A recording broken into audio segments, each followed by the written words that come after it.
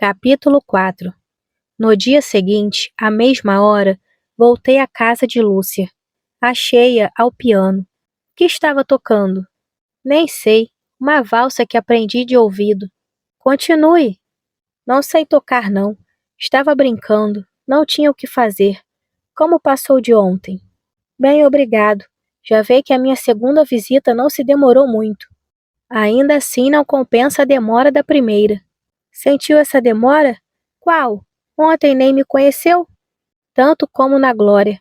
Ainda que se tivessem passado anos, creio que em qualquer parte onde me encontrasse com o Senhor, o reconheceria. Por que motivo então fingiu ontem não se lembrar de mim, logo que entrei? Por quê? Porque queria ver uma coisa. E não se pode saber o que era? Não é preciso. Vamos, há de me dizer. E tomei-lhe as mãos que estavam frias e trêmulas. Pois bem, eu lhe digo, queria ver se ainda se lembrava do nosso primeiro encontro, respondeu ela, furtando o corpo ao meu abraço. Duvidava? Não tinha razão. Talvez fosse eu o que melhor guardasse essa lembrança. Lúcia abanou a cabeça lentamente. Que vestido levava eu naquela tarde? Perguntou sorrindo. A pergunta embaraçou-me. Quando admiro uma mulher bonita, a impressão que ela produz em mim não me deixa ver mais que a sua beleza. Viu? Nem se recorda. É um defeito meu. Não reparo na roupa das moças bonitas pela mesma razão porque não se repara na moldura de um belo quadro. Que desculpa! E eu por que reparei no seu traje, na sua cor de sobrecasaca, em tudo, até na sua bengala. Não é esta. A outra era mais bonita. Tinha o castão de marfim. Está vendo que me lembro perfeitamente? E, entretanto, não tenho esses objetos diante dos olhos. Ah, é este o vestido! O vestido, as joias, o penteado, o leque, aquele que o senhor apanhou. Nem desse se lembrava. Só falta o chapéu, quer vê-lo? Lúcia saiu um instante e voltou, ou porque a minha memória se avivasse, ou porque a ausência desse gentil chapéu, que parecia fugir-lhe da cabeça tão de leve a cingia, mutilasse a graciosa imagem que eu vira na tarde de minha chegada. O fato é que a aparição já desvanecida surgira de repente aos meus olhos. Agora lembro-me, estou vendo-a como a vi da primeira vez. Como daquela vez não me verá nunca mais. O que lhe falta? Falta o que o Senhor pensava e não tornará a pensar, disse ela, com a voz pungida por dor íntima. Não compreendi então aquelas palavras, nem o tom com que foram proferidas. Procurei-lhes o sentido, acompanhando com os olhos a Lúcia que tirava lentamente o chapéu e fitava na sua imagem refletida pelo espelho um triste olhar. Ah, já sei o que eu pensava, mas ainda penso. Acho-a hoje tão bonita ou mais do que naquela tarde. Não é isto. O que é então? Venha dizer-me. Passei-lhe o braço pela cintura e apertei-a ao peito. Eu estava sentado, ela em pé. Meus lábios encontraram naturalmente o seu colo e se embeberam sequiosos na covinha que formavam nascendo os dois seios modestamente ocultos pela cambraia. Com o meu primeiro movimento, Lúcia cobriu-se de ardente rubor e deixou-se ir, sem a menor resistência, com um modo de tímida resignação. Quando, porém, os meus lábios se colaram na tez de cetim e meu peito estreitou as formas encantadoras que debuxavam a seda, pareceu-me que o sangue lhe refluía ao coração. As palpitações eram bruscas e precípites. Estava lívida e mais branca do que o alvo colarinho do seu roupão. 2 lágrimas em fio, 2 lágrimas longas e sentidas, como dizem que chora a corça expirando, pareciam cristalizadas sobre a face, de tão lentas que rolavam. É o coração, quando fortemente confrangido por violenta emoção, que espreme esse soro do sangue que gela e coalha. Pungiu-me aquela aflição. Retirei vivamente o braço. Enquanto Lúcia sentava-se trêmula, afastei-me revoltado contra mim, e ao mesmo tempo indignado contra essa mulher que zombava da minha credulidade. e contra-saque me iludira. Não sabia o que pensar. Para fugir a uma posição que me incomodava horrivelmente, fui debruçar-me na janela. Um instante depois, ouvi sua voz doce e carinhosa. Não se agaste comigo. Voltei-me. Ela sorriu a 2 passos de mim, e com uma expressão suplicante, como de quem pedisse perdão. Acabemos com isso, Lúcia. Sabes o que me traz à tua casa. Se te desagrado por algum motivo, dize francamente que eu tomo meu chapéu e não te aborrecerei mais. Se pensas que valho tanto como os outros, não percas o tempo a fingir o que não és. Esta comédia de amor pode divertir os mocinhos de 18 anos e os velhos de 50, mas afianço-te que não lhe acho a menor graça. Não seja tão injusto. Em que lhe pareço fingida? Já me perguntou alguma coisa que eu lhe negasse? Já me recusei a um pedido seu? Entretanto, te ofendes com uma simples carícia. Não me ofendi. E a prova é que não dei sinal de desagrado, nem conservo o menor ressentimento. Não me conhece. Sei o que valho, e não sou capaz de iludir a ninguém, muito menos ao Senhor. Mas há pouco, o que significavam essas lágrimas? Ah, não repare, sofro do coração. Às vezes sobe-me o sangue à cabeça, fico pálida e sinto uma dor aguda que me arranca lágrimas dos olhos. Não é nada. Passa-me logo. Já passou. Concluiu com um sorriso dorido. É diferente, desculpa. Incomodava-me essa ideia de pensares que estava disposto a fazer-te a corte. Seria soberanamente ridículo para nós ambos. É, de certo, disse ela.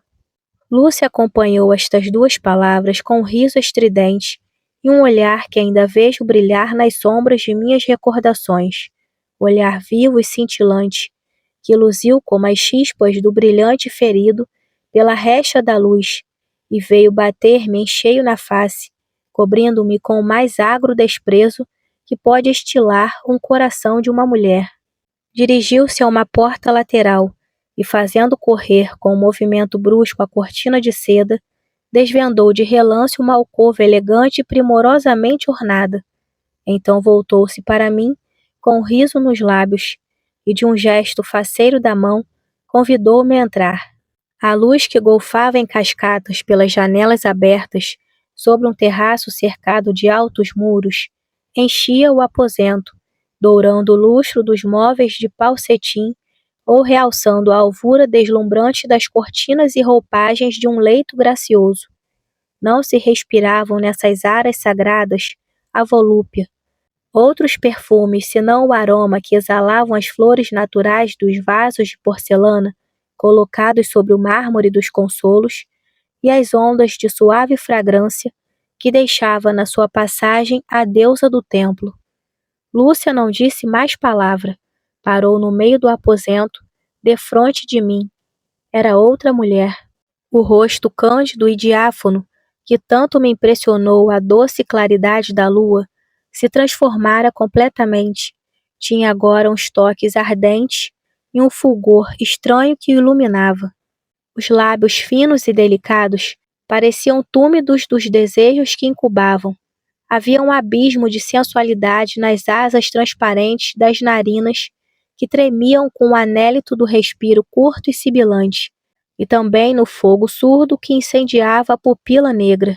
A suave fluidez do gesto meigo sucedeu à veemência e à energia dos movimentos.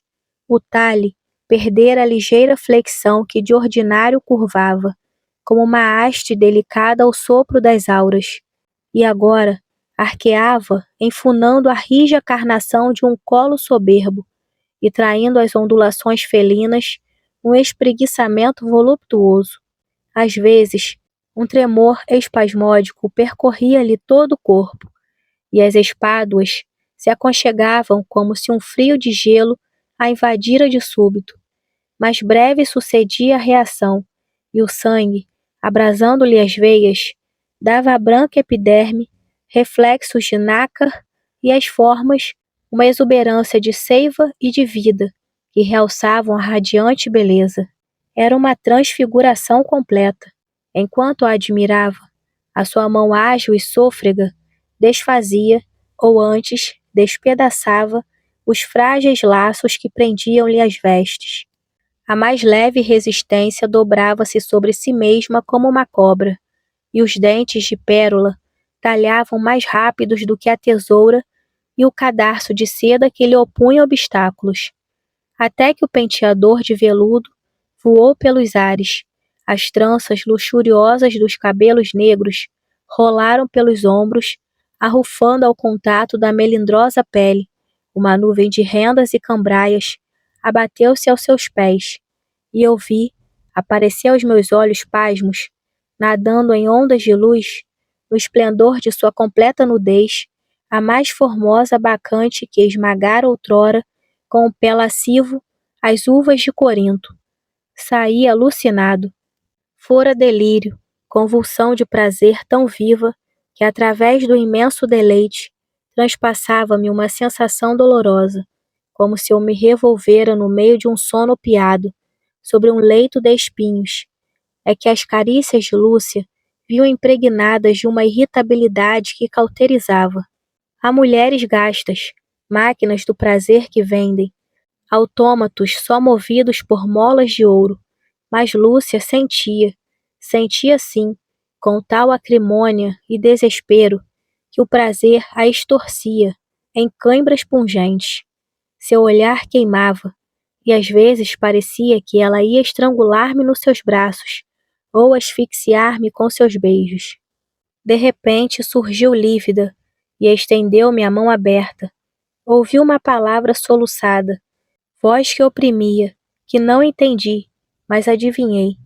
Imagine qual revolução houve em mim, e a profunda indignação com que me precipitei sobre minha carteira para tirá-la à face dessa mulher, mas ela reteve-me com a força sobre-humana que lhe davam as contrações nervosas.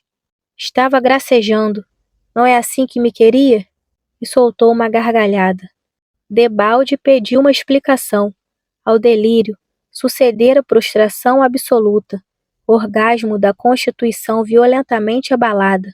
Vendo então esse corpo inerte e pasmo, com os olhos vítreos e as mãos crispadas, tive dó, e como um pressentimento de que a vida o abandonaria breve.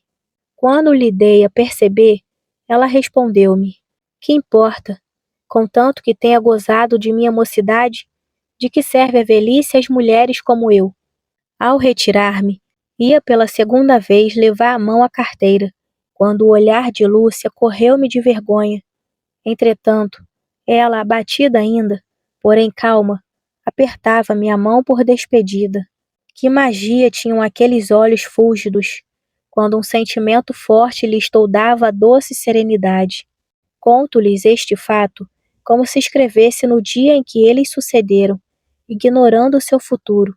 Entretanto, talvez que, apesar disto, compreenda as palavras equívocas e as causas ocultas que naquela ocasião resistiram à minha perspicácia.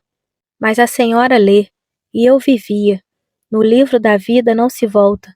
Quando se quer, a página já lida, para melhor entendê-la, nem pode-se fazer a pausa necessária à reflexão. Os acontecimentos nos tomam e nos arrebatam, às vezes tão rapidamente, que nem deixam volver um olhar ao caminho percorrido. Assim, meu espírito preocupou-se um momento com a singularidade daquela cortesã, que ora levava a imprudência até o cinismo, ora esquecia-se do seu papel no simples e modesto recato de uma senhora. Porém, vieram logo outros pensamentos distrair-me.